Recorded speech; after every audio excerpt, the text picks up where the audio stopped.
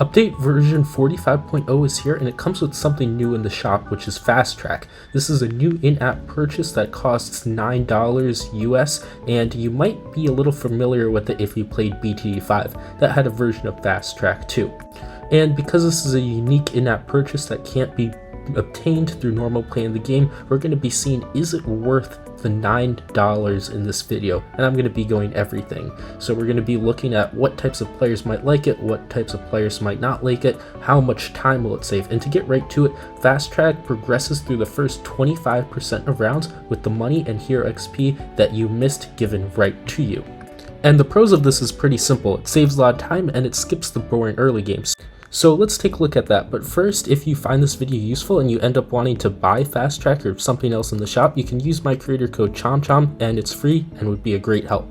So now let's take a look at how much time you'll be saving when you have FastTrack enabled. So I'm going to have two examples, one on the top and one on the bottom of with FastTrack and without, and I'm going to be starting off with a standard game of impoppable. I'm not going to be like speed running anything like spawn camping the balloons. This is more just like an example of a standard game that you'd see when you're probably playing to get a rough estimate of how much time it's going to be saving with and without. So nothing too crazy here, just a very relaxed standard game that you're probably going to be experiencing in the regular stages. And as you can notice, the one with FastTrack is going to be starting off a lot quicker with a lot of those early game rounds beaten, but then we're still going to have to be grudging through the later game rounds at the same speed.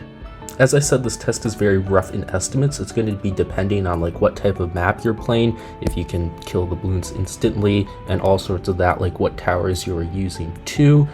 Typically when you add all of that stuff, it goes a little bit slower, not in FastTrack's favor, but on this test, impoppable took 16 minutes without FastTrack and 13 minutes with it, which saves about 3 minutes. So you can see FastTrack finished right there while impoppable's still moving, which makes it about 20% faster. So that's about 20% time saved. Could be more, could be less, depending on a whole bunch of other factors. So I'm going to keep these estimates kind of rough right there. Now let's move on to a game of medium right here, and we're going to be seeing the difference between medium and hard, and I'll explain why on modes like medium and easy it's going to be a lot better. So that's really just because a lot of the earlier rounds, they end quickly, so compared to the later rounds, which take a lot slower, and because you're skipping the quicker rounds, you don't really save too much time total compared to the rounds later on. So on this medium test,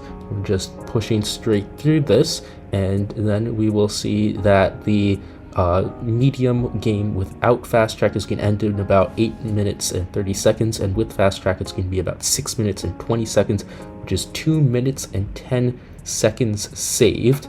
This will make it about 34% faster, which is a lot better than the 20%.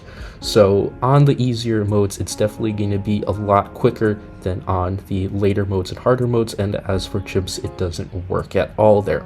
Now taking a look at the totals, I'm going to bring it out to about 26% for all the game modes. That's going to be for a black border 2.5 to 3 plus hours with no FastTrack, and with FastTrack that will decrease it down to 1.9 to 2.2, and in total for all the black borders, this might save you to about 150 to 220 hours compared to 200 to 300, which if you're doing the solo and co-op black borders, that can save a lot of hours, and this does indeed work in co-op. So as you can see here, I'm going into co-op with it enabled, and no matter what, if the teammates have it or not, they're going to get FastTrack too. So I'm going to be FastTracked all the way to round 10 on this game of easy in co-op, so that's pretty cool. So let's take a look at some of the cons. The first is that you can't snowball farm in the early game. So basically the early rounds are the best for farming by far, and if you're playing on some tricky maps, this could be really detrimental because you can't get that income in early that would be making you so much money later. You're just placed right into the round that the game puts you on without the chance to farm in the early game. So if you're playing on some tougher maps and you need that farming, you might have to turn it off there. And the other con is that it doesn't work in competitive mode like Chimps, races, bosses, contested territory, challenges if they disable that, so you can't use it there, and it may not be worth it for you. And this is what you need to decide, is it worth it or not?